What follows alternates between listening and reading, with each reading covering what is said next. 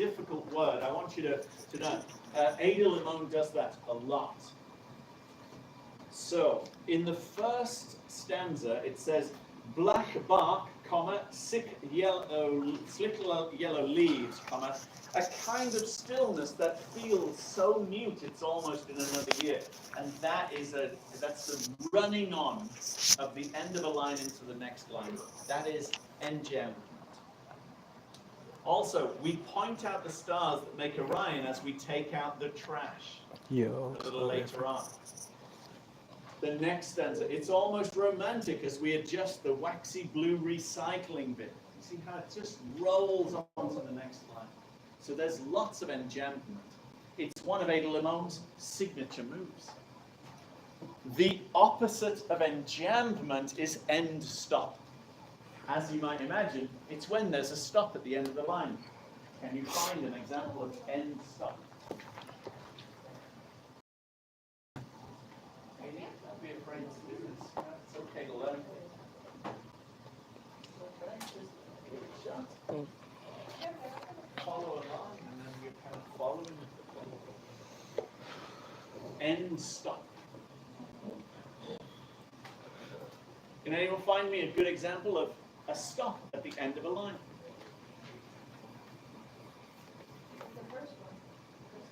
The first line is an end stop, and the second line is an end stop, and the third line is enjambment. So this is just, you could do poetry analysis just by looking at the punctuation. Okay, and now we've got the word caesura. Caesura is a good word.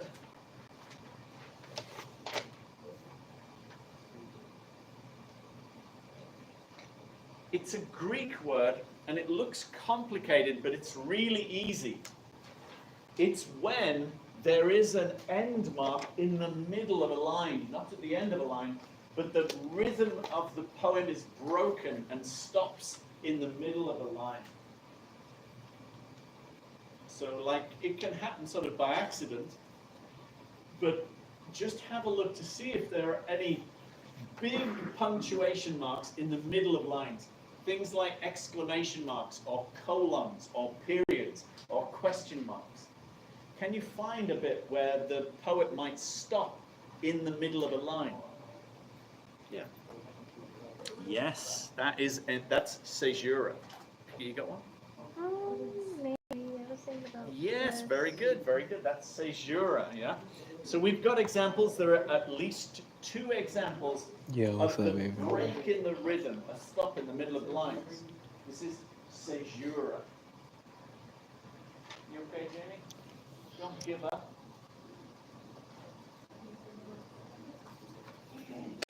Okay, Wesley, do you mind publishing your caesura? The one I found? Yes, please. 5th line, I am a hearth of spiders these days, a nest of trine. Yes, did you hear that? It doesn't roll and roll and roll. It says, I am a hearth of spiders these days. And there is a pause, a break because of the colon, a nest of trine. So the rhythm is broken. That is caesura. Is there another example? Oh, Vanessa, do you mind sharing yours? Sure. As in line, I don't know what line it is, but it says, what would happen if we decided to survive more, to love harder? Right, so it's nearing the end, like 2/3 of the way down. What would happen if we decided to survive more? And then there's a real stop, there's a break in that to love harder. So that is what we call caesura, when there is a break in the rhythm of the poem. All right. Imagery, you can all do this on your own. Just find me an example of sense, right? Sense details, sights, sounds, smells. They're taking out trash cans, man. See what we smell? The sense of touch. Say again?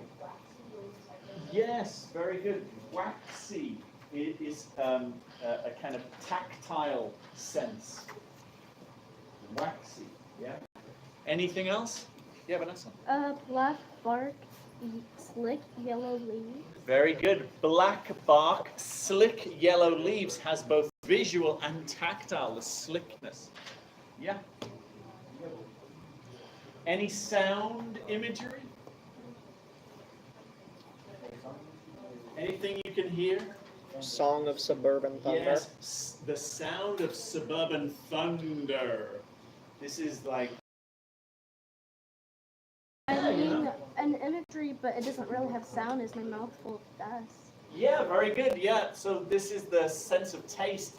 My mouth is full of dust. Or would that one be like,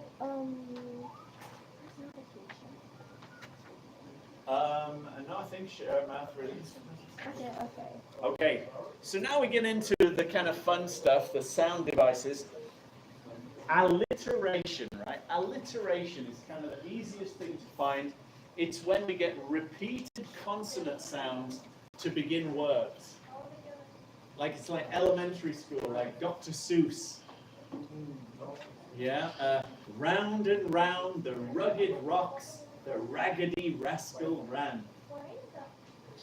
Peter Piper picked a peck of pickled peppers. Can you find any repeated consonant sounds at the beginning of words? Black bark is alliteration. Lector, Hydra, Laura, and Lex. Yeah, Lyra and Lynx, yes, is alliteration. Okay. Any others? Repeated consonant sounds. Kevin, Christine. Repeated consonant.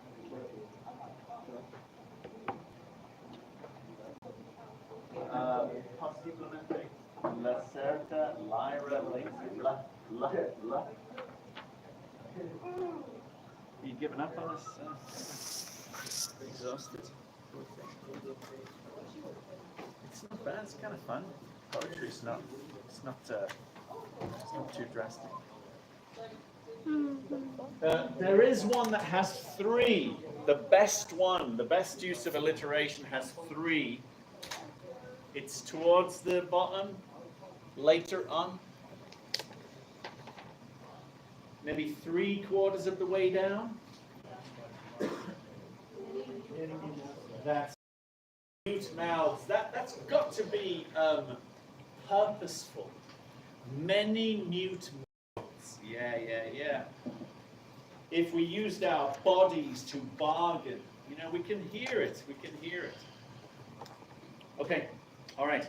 So what about assonance? This is tricky. It's the same sort of thing, but not consonants now, but vowels. It's difficult to see assonance. You have to kind of hear it.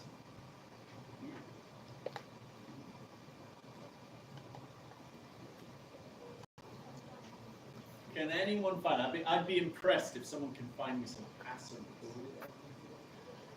It's repeated vowel sounds. Vowels are made when you open your mouth.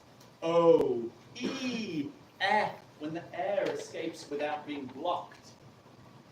Oo, ah, e, oh, ooh. Vowels. Yes. Hydra, Lyra. Very good. Have that I sound. Nice.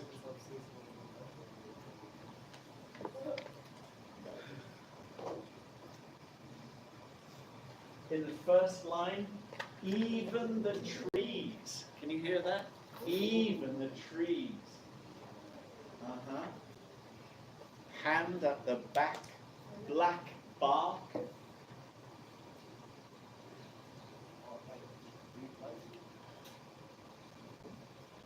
Yeah, sort of. It's kind of weird, isn't it? Spotlight, streetlight. It's something going on there. I'm not sure it's assonance. Toward, how we were born. Toward, born. There's a kind of or sound. If we decided to survive. Decided, survive. I. Yeah, what's up? It's quite tricky, but you can find it. You said bodies and bargain already, right? Yeah. Yeah. Yeah, it's kind of tricky. Not to worry, just understand. All right, now, onomatopoeia is kind of fun. Onomatopoeia, there's a really good example of onomatopoeia. Knock, knock, hello. Onomatopoeia. A word that when spoken by the human voice mimics the actual sound in nature.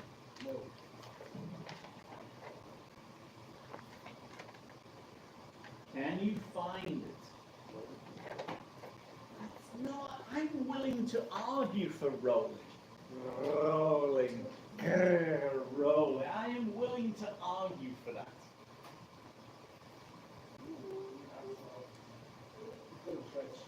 It is a bit of a stretch, but actually subtle onomatopoeia I enjoy more than the kind of knock knock who's there.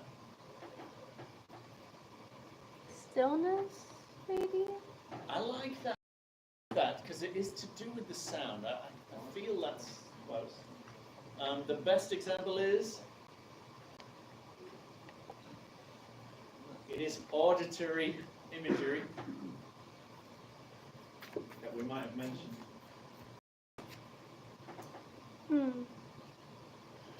Song of Suburban Thunder? Thunder, yes. Thunder. Thunder. And its counterpart, lightning. And thunder are both onomatopoeic. Lightning. Thunder.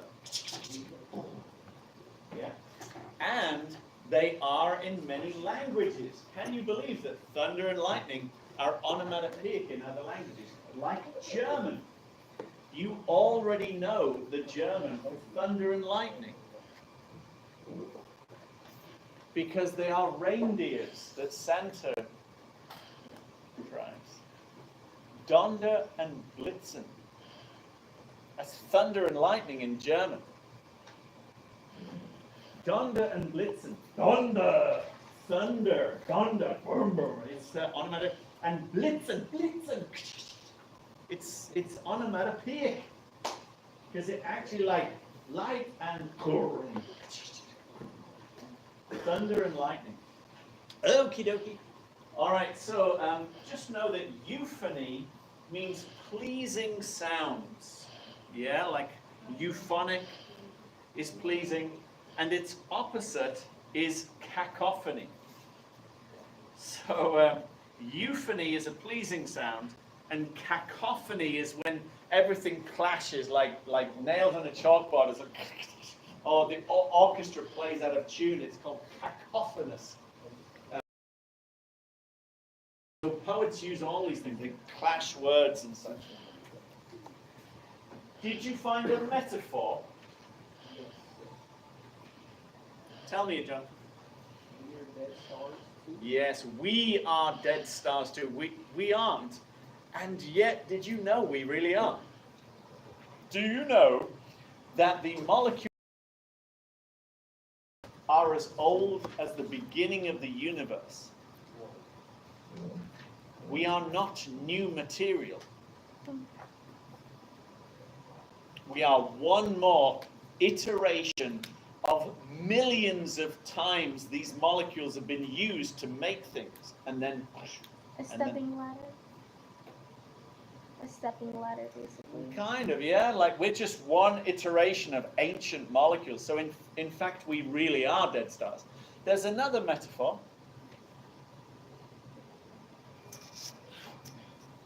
I am a hearth of spiders. Yes, very good. I am a hearth of spiders. That is like a true metaphor because she's clearly not, but she feels like she is. Hyperbole, is there any exaggeration that you found? Go on, John. Yeah, and then this, in the same vein, if we made ourselves so big, people could point at us with the arrows they make in their minds. Yeah, this is all kind of exaggerated speech. Yeah, very good. Okay, I want to add 2 words to that because they're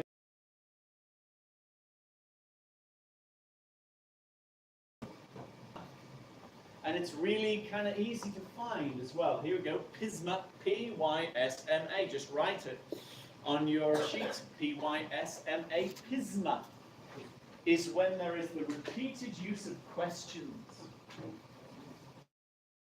Effect. It's actually a rhetorical. Can you find where the poet uses pisma?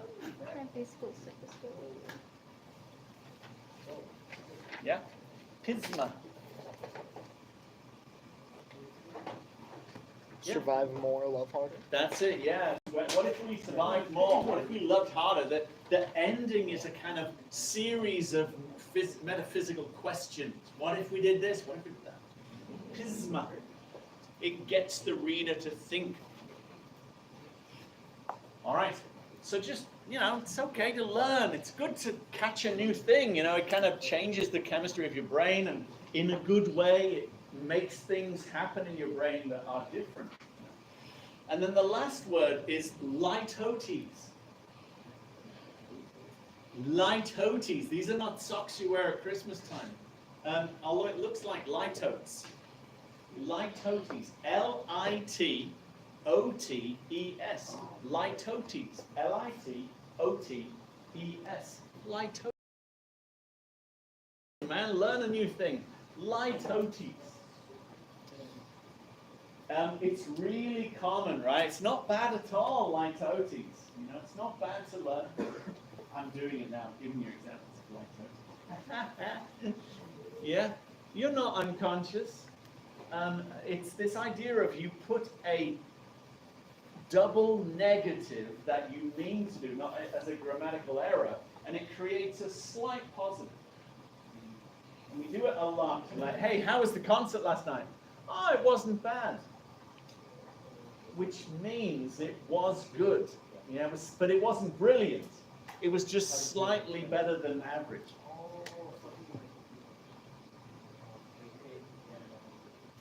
Yeah, it wasn't rubbish. We do say that, and what we mean is it was kind of better than nothing. So litotes is the conscious use of a double negative to make a slight positive. Okay, and there's an example in the poem. Can you find an example of litotes in the text?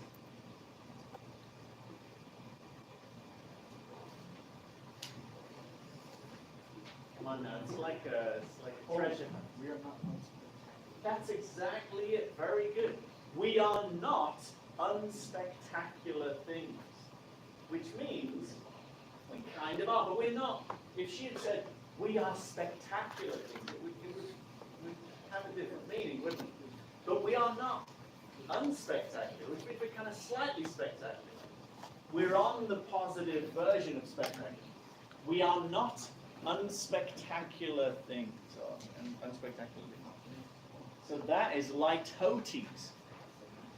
Isn't that interesting? Okay, so here is the final thing. This is the last thing I would wish you to do. Think about why she wrote the poem. What's the global issue here? What's the deep bit? La mensaje más profundo. What is she trying to say about us, about life, about the universe? What can you write me a global issue statement? What's the deep bit here? The title is called Dead Stars. What do you think? What's the deep bit here? Talking about how light pollution is basically plaguing our skies. That's Very interesting. That is an environmental message. That I did not catch that, but you may be right. Yeah, because it does mention streetlights. Very interesting. Uh-huh. We found something. I don't really know, honestly. I just want to go home. I just want these 2 weeks to be done with. What's the message? Did you find it?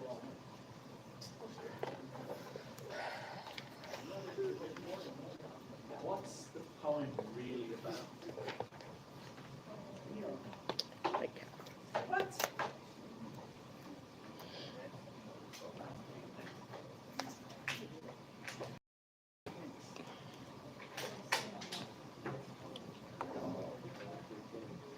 This message is changing by the moment.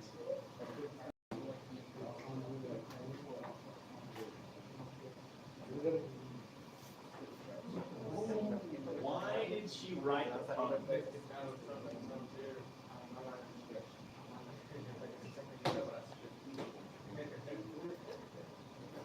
Any thoughts on that deep philosophical message? First was a scholar, but it's a dead scholar. Well, I was thinking like not really.